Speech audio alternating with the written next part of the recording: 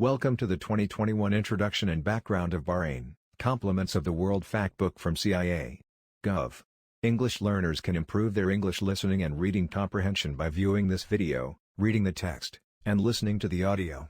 In 1783, the Sunni Al Khalifa family took power in Bahrain.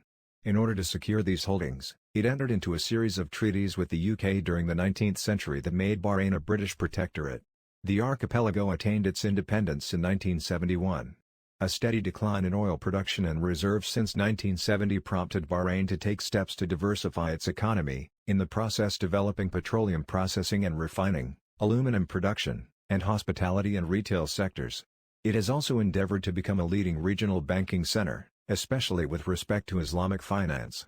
Bahrain's small size, central location among Gulf countries, economic dependence on Saudi Arabia, and proximity to Iran require it to play a delicate balancing act in foreign affairs among its larger neighbors.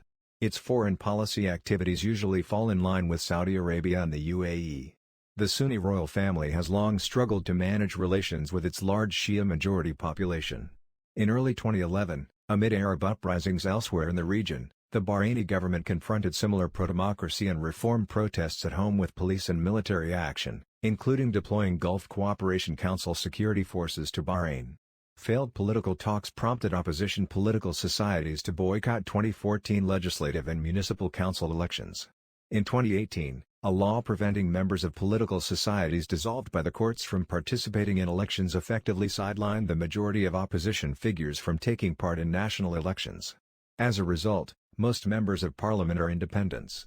Ongoing dissatisfaction with the political status quo continues to factor into sporadic clashes between demonstrators and security forces.